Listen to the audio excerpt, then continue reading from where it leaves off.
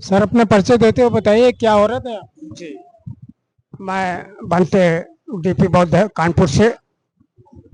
और आज जो DS4 का प्रथम प्रशिक्षण शिविर लगाया गया है, बहुत ही सुंदर और काबिले तारीफ है, क्योंकि आज का जो दौर है ये परिवर्तन का दौर है और लंबे समय से अब परिवर्तन होना चाहिए और परिवर्तन होगा। इसलिए इस समाज को दिशा और दशा की जरूरत है, तो ये दिशा और दशा इस DS4 के माध्यम से दी जाएगी और इस देश की व्यवस्था को परिवर्तन किया जाएगा, क्योंकि ये बहुजन समाज सबसे अधिक संख्या में है और कमेरा समाज है। ये जब से देश स्वतंत्र हुआ, आज़ाद हुआ, देश में जब 1950 से संविधान लागू हुआ तो आज भी अपनी व्यवस्थाओं से, अपने अधिकारों से वंचित है। इसलिए इस समाज को अपने हुकूक के लिए, अपने अधिकारों के लिए आगे आना पड़ रहा है, लड़ाई लड़नी पड़ रही है। सरकारें सुन नहीं रही हैं, इसलिए समाज अपने अधिकारों के लिए सजग होकर के सत्ता परिवर्तन करेगा। नमो बुद्धाय, जय भीम, जय भारत। आपके अधिकारों को पाने के लिए DS4 ही क्यों? DS4 इसलिए साहब कि ढेर सारे संगठन काम कर रहे हैं और सब में कहीं ना कहीं लोग जुड़े हैं, लेकिन जो इन मूलभूत समस्याएं हैं समाज की, वो अभी कोई पूरा नहीं कर पा रहा है। तो इसलिए ये नया संगठन निकल करके आया है। नया तो नहीं है, तो पुराना ही, लेकिन ये तन मन धन से और जो पीड़न हो रहा है समाज में, अत्याचार हो रहा है, उसके लिए ये DS4 संगठन निकल करके उनके साथ काम करेगा और उनकी मदद करेगा। साधुवाद। कानपुर के अंदर में भगवान बुद्ध का जो बौद्ध मंदिर, बौद्ध पार्क थी, उस पर सत्ता पक्ष के इशारे पर ऐसा लोगों का कहना है, कुछ लोग कब्जा करना चाहते थे, क्या कहेंगे? नहीं, अब नहीं कब्जा कर पाएंगे, क्योंकि ये वंचित समाज था कभी, आज ये सजग हो चुका है, जागरूक हो चुका है। हम लोग गए थे वहाँ बुद्धा पार्क कल्याणपुर में, तो वहाँ पर अपनी सेना तैयार कर दिया है। बहुजन समाज अपना अधिकार लेने के लिए तैयार है। वहाँ कुछ नहीं कोई कर पाएगा और वहाँ पर जो है सिपाही हमारे तैनात हैं। बहुजन समाज अपने अधिकारों को छोड़ेगा नहीं, छीनेगा इनसे। कानपुर की जनता सजग ना होती है, वो तो कब्जा कर लिया था। जी जी जी, कर लिया होता कब्जा, क्योंकि उन्होंने सारी संस्कृत पर, सारी विरासत पर, बुद्ध पर कब्जा कर लिया है और आज भी करने की नियत से वो बाज नहीं आ रहे हैं। इसलिए अब उनको करने नहीं दिया जाएगा। इसके लिए हम लोग सड़कों पर निकल करके बाहर आएंगे और आंदोलन करेंगे और अपने अधिकार अपने हाथों लेंगे। बौद्ध मंदिर के, बौद्ध पार्क के नाम पे अम्बेडकर कल्याणपुर में जो 15 करोड़ रुपया गवर्नमेंट ने सैंक्शन किया था, वो तो वो ले गए दूसरे लोग। हाँ, लेकिन उसका हिसाब लिया जाएगा और हिसाब इनको देना पड़ेगा। ये छुपी नहीं रहेगी बात, क्योंकि ये इनका पैसा नहीं है, ये सरकार का पैसा है, समाज का पैसा है और समाज के हित में आएगा। इसको छुपा नहीं पाएंगे, रोक नहीं पाएंगे। 15 करोड़ रुपए का हिसाब इनको देना पड़ेगा। बौद्ध मंदिर बौद्ध पार्क के नाम से आया ना, तो बौद्ध पार्क में लगना चाहिए। जी हाँ, तो बनेंगे, क्योंकि ये संयुक्त राष्ट्र को, संयुक्त देश को ये नहीं मालूम था कि जो है ये 15 करोड़ रुपए जो है आया है, और अब ये जानकारी हुई है, तो इसके लिए समाज सब तैयारी बना रहा है, निकल करके बाहर आ रहा है और इनका इससे हिसाब लिया जाएगा। हटमपुर के अंदर भी कल मैं गया था, वहां पर मैंने देखा कि अंबेडकर पार्क जो थी उस पर भी दूसरे लोग कब्जा कर रहे थे। हाँ हाँ, जी जी जी जी, तो अब इसलिए जो है इस समाज को सजग किया गया है और सिपाही तैयार किए जा रहे हैं। जहाँ कहीं भी अंबेडकर स्थान है उन पर सब जगह जो है सुरक्षा व्यवस्था की तैयारी है, हो रही है और रक्षा किया जाएगा। अंत में क्या कहना चाहेंगे? अंत में अपनी बात को यहीं से समाप्त करते हुए सभी लोगों को साधुवाद, जय भीम, नमो बुद्धाय। और अपना परिचय देते हुए बताइए क्या हो रहा है। मेरा नाम संजय सिंह है। मैं DS4 संगठन का मानिए बैनर आ जाए, बैनर नहीं आ रहा, हाँ ये बैनर। तो मैं एक छोटा सा कार्यकर्ता सिपाही हूँ और कानपुर नगर का मैं निवासी हूँ। क्या इस बैनर ये DS4 ही क्यों? DS4 देखिए, बहुत बहुत बहुत अच्छी बात पूछी, DS4 ही क्यों, क्योंकि अब हमारे प्रोफेसर रतन लाल जी है जिन्होंने बाबा साहब अम्बेडकर का बहुत नाम लिया और बहुत कुछ उनके कसीदे गढ़े, बहुत कुछ समाज को जगाया, डाटा भी हम लोगों ने सुना भी, काफी संगठनों को बुरा भला भी कहा, लेकिन हम लोगों ने उनकी बात का बुरा नहीं माना। फिर उन्होंने अपना 3 लाख 4 लाख सैलरी पाने वाले बाबा साहब के संविधान से प्रोफेसर बने, ज्ञानी बने, और उसके बाद जो है हम लोगों को सोशल मीडिया के माध्यम से देखना पड़ रहा है। आप जैसे पत्रकारों के माध्यम से, सोशल मीडिया के सिपाहियों के माध्यम से देखना पड़ रहा है कि वो जा करके कांग्रेस के दरवाजे पे नाक रगड़ने का काम कर रहे हैं। तो हमें कोई ऐसा ईमानदार लोग चाहिए, संगठन चाहिए, नेतृत्व करने वाले लोग चाहिए जिनके साथ हम लग सके, ईमानदारी से काम कर सके। नहीं तो वहां हमें घुटन होती है ऐसे लोगों के साथ। इसलिए BS4 में ये स्वतंत्रता है, ये शर्तें हैं, ये बाइलाज है कि हम किसी भी मनुवादी मानसिकता वाले लोगों से, उनके संगठनों से कोई समझौता नहीं करेंगे, ना ही किसी तरह का उनकी कोई घुसपैठ होगी हमारे संगठन में। BS4 राजनीतिक संगठन है या गैर राजनीतिक?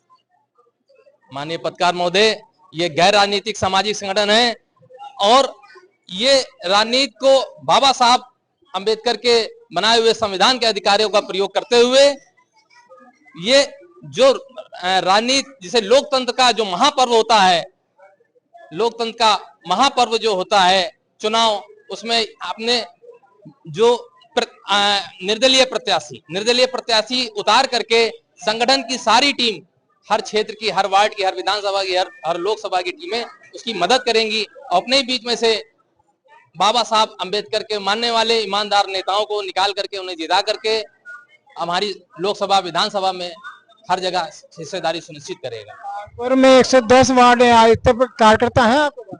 जी हाँ, मैं दावे से कह सकता हूँ, जैसा कि आप देख रहे हैं, लगभग 100 कार्यकर्ता यहाँ आज बैठक में शामिल हुए हैं। आज का ये पहला प्रशिक्षण 1 दिवसीय शिविर था, और आप यहाँ लगभग 2 घंटे से बैठे हुए हैं। तो आप देख सकते हैं यहाँ पर सभी लोग कार्यकर्ता तन मन धन से ईमानदारी के साथ BS4 के नेतृत्व में काम करने का काम कर रहे हैं। मैं क्या कहना चाहूँगा?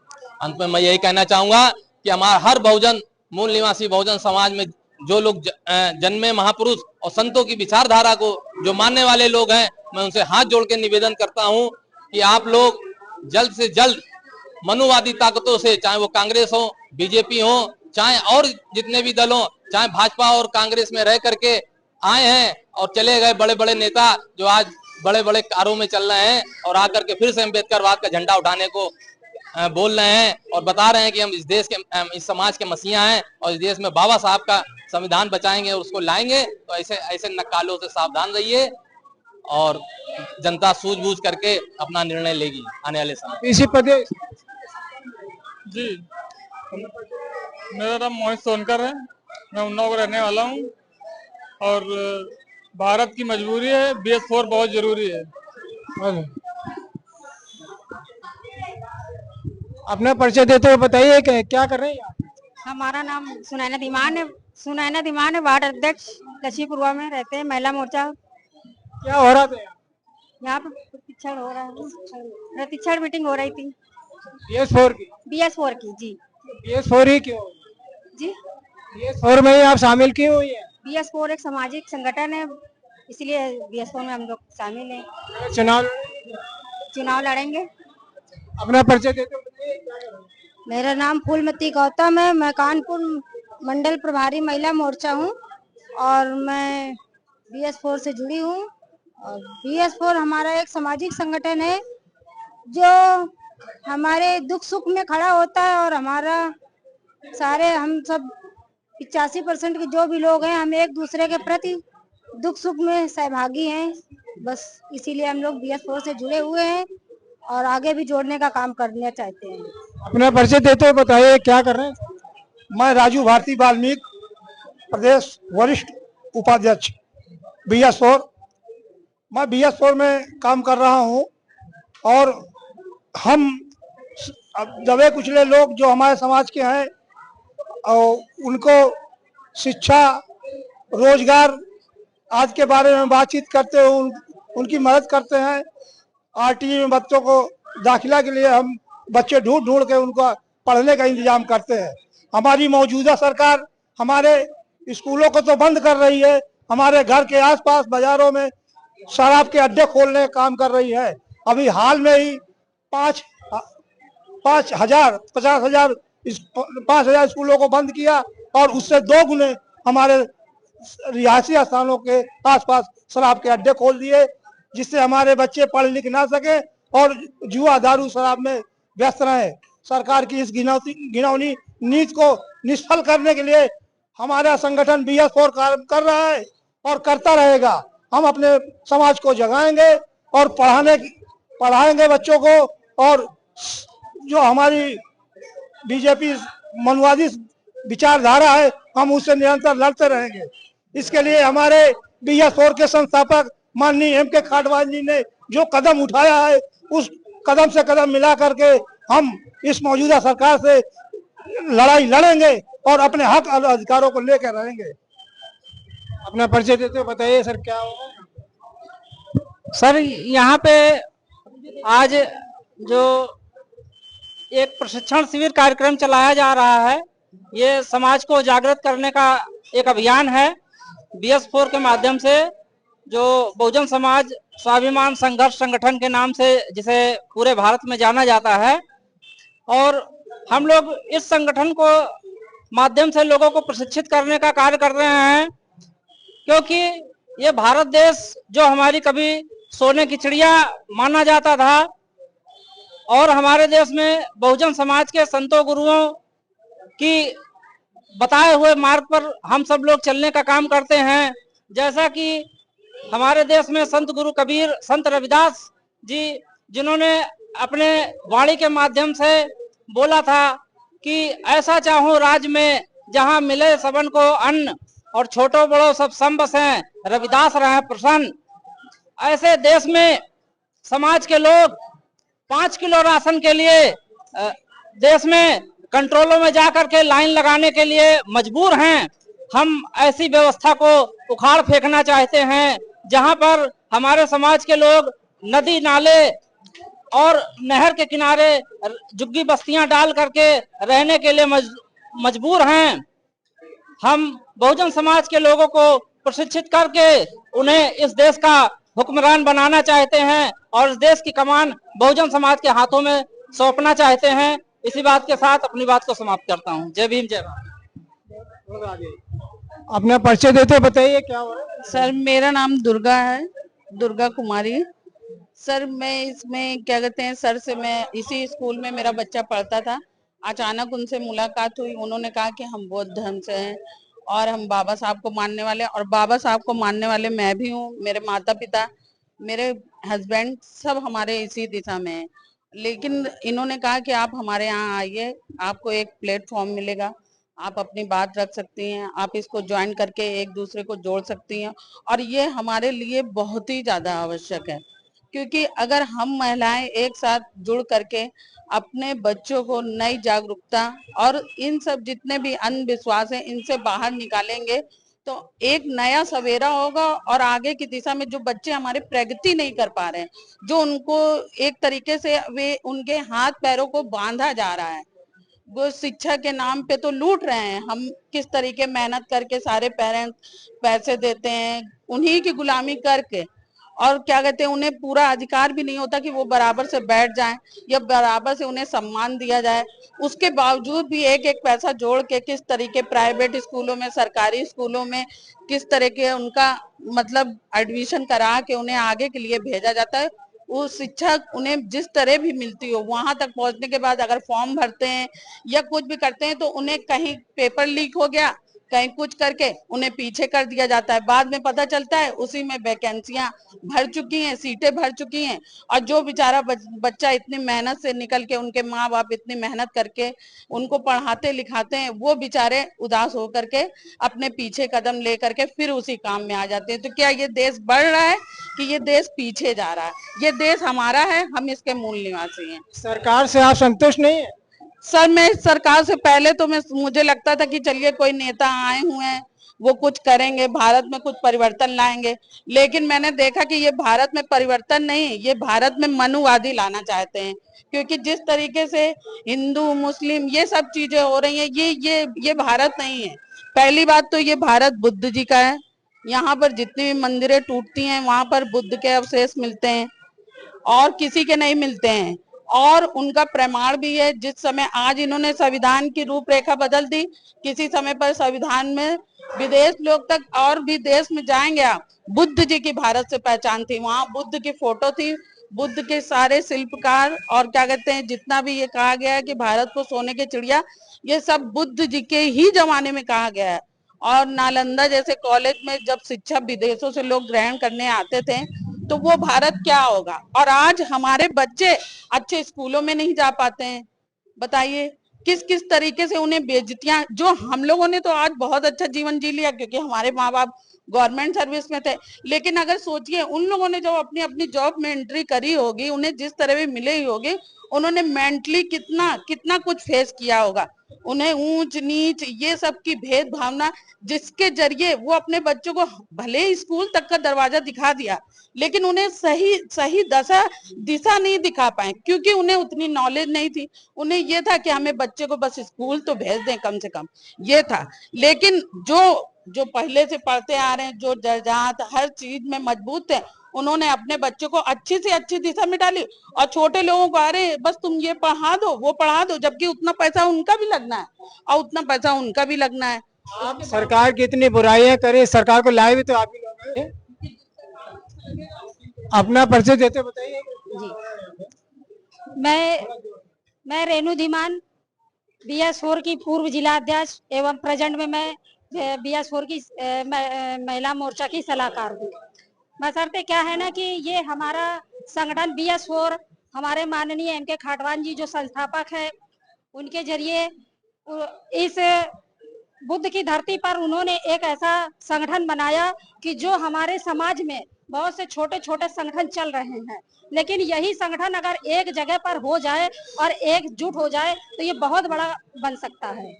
आप ये कहना चाहते हैं बहुजन समाज के लोग जो है आपस में फूट पड़ी हुई है? बिल्कुल, क्योंकि देखिए जैसे कि बामसेप हो गया और भी हमारे समाज के जैसे कि बहुत सारे संगठन बने हुए हैं, तो हमारा ये कहना है कि वो सारे एकजुट हो जाएं।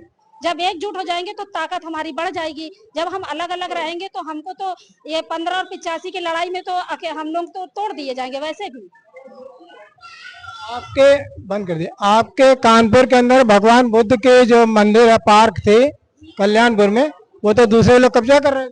बिल्कुल दूसरे लोग कब्जा कर रहे थे, लेकिन हमारे समाज के लोगों ने आगे बढ़े और वहां पर धरना प्रदर्शन की जब बारी आई और वहां अपने हक की लड़ाई लड़ी, तो जो हमारे छीनने वाले लोग थे वो पीछे हो गए। 15 करोड़ रुपए जो सैंक्शन हुआ वो कहाँ जाएगा? तो वो कहाँ जाएगा? वो तो वहीं पर लगाया जाएगा ना। तो आंदोलन नहीं करेंगे वो क्यों लगाएंगे? तो आंदोलन के लिए जब आंदोलन के लिए हम लोग तैयार हुए तो वो आंदोलन के लिए पीछे हट गए, क्योंकि उनको डर था कि 85% जब भारी होगा तो उनकी तो 15% की जनसंख्या ही दब जाएगी। अपना परिचय देते हुए बताइए क्या हो रहा है? जी, मेरा नाम पूजा अरवार है और मैं BS4 की महिला मोर्चा जिला अध्यक्ष हूँ। यहाँ पे जो आज कार्यक्रम लगा हुआ है BS4 का प्रशिक्षण शिविर चल रहा है, तो यहाँ पे लोगों को समझाने की जरूरत है। हमारे BS4 संस्थापक महोदय जी ने अपनी पूरी कोशिश कर रहे हैं कि समाज को दिशा और दशा देने की। तो जब हमें दिशा और दशा दोनों अच्छी मिलेंगी तो हम अपने समाज को जागरूक कर पाएंगे और समाज को अपने हमारी सरकार जो हमसे शिक्षा आरक्षण दोनों छीन रही है, जो आज 7,000 स्कूल बंद किए गए हैं, तो ये क्यों बंद किए गए? हमारा ही तो सब छीना जा रहा है। आप लोग पढ़ लिख ले रहे हैं ना, इसके लिए सरकारी स्कूल बंद किए जा रहे हैं। क्यों बंद किए जा रहे हैं? जब सरकारी स्कूल ही नहीं रहेंगे तो हम लोग पढ़ेंगे ना। ये प्राइवेट स्कूल हमें लूट रहे हैं ना, जो 2,000 1500 रुपए फीस ले रहे हैं, तो कहाँ से देंगे हम लोग गरीब लोग? आप लोगों को पढ़ने का अधिकार ही नहीं है ना समाज। क्यों नहीं है? हमें क्यों नहीं? बाबा साहब ने हमें अधिकार दिए हैं। बाबा साहब ने हमें पूरे अधिकार दिए हैं कि हमें पढ़ना है, और बाबा साहब अगर ना पढ़े होते तो उनको भी अधिकार नहीं था। तो जब उन्होंने अपना अधिकार छीना तो हम भी अपना अधिकार छीन सकते हैं। इन लोगों ने आपके स्कूल छीन रहे हैं, ऐसे लोगों को लाते क्यों? अरे तो सत्ता में लाने के लिए हम ही लोग लाते हैं, लेकिन हम लोग ये नहीं, वोट तो हम ही लोग देते हैं, लेकिन अब हमें तो ये नहीं पता है कि ये सरकार कैसी है। हम तो अच्छे के लिए सरकार चुनते हैं कि हाँ ये सरकार अच्छी है या नहीं अच्छी है, तो बाद में साल हो रहा है जी बिल्कुल हो रहा है, बिल्कुल नहीं पहचाना, क्योंकि वो अब वो अपना रूप दिखा रही है, हर जगह हमको ही दबा रही है और छीन रही है हमारी अधिकारों को। जो स्कूल बंद हुए, क्यों बंद हुए भाई? क्यों बंद हुए? अब हमारे ही बच्चे स्कूल में पढ़ते हैं तो क्या हम फीस देने लायक हैं इस तरीके वो से? नहीं चाहते कि आपके बच्चे आगे पढ़ के जाएं। इसीलिए तो ब्राह्मणवाद हमें हटाना है। जब इसीलिए नहीं पढ़ने दे रहे क्योंकि हम गुलाम के गुलामी बने रहे हैं। जब हम पढ़ लिख जाएंगे तो अपने अधिकारों को लेना सीखेंगे। तो इसीलिए वो स्कूल को बंद कर रहे हैं। सरकारी प्राइवेट में कोई पढ़ नहीं पाएगा। तो मेरा यही कहना है सरकार से कि भाई स्कूल चालू, हम अपने अधिकार लेंगे और स्कूल भी चालू करवाएंगे। सरकार से क्यों मांग रहे हैं? सरकार ऐसी बदल डाली है ना, तो क्या मतलब? ऐसी सरकार को बदलिए। बिल्कुल बदलेंगे, अब की आने दीजिए। अब की नहीं, अब की जो वोटिंग होगी, जो 2017 में चुनाव होंगे, उस पे बिल्कुल सरकार बदलेगी। कि सरकार बदली जाएगी। बिल्कुल बदली जाएगी। पूरा प्रयास है। जैसे कि अभी यहाँ पर मुद्दा हो रहा था कि शिक्षा की बात, तो क्या है ना कि शिक्षा हम लोगों की इसलिए छीनी जा रही है। हम मध्यम वर्ग के लोग, SC ST OBC माइनॉरिटी के लोगों की शिक्षा छीनी जा रही, क्योंकि वो हम लोगों को गुलाम बनाना चाहते हैं। जब हम गुलाम बन जाएंगे तो हम लोग आजादी नहीं कर पाएंगे और ना ही हमारी सत्ता आएगी। इसलिए वो लोग ऐसी हरकत करते हैं।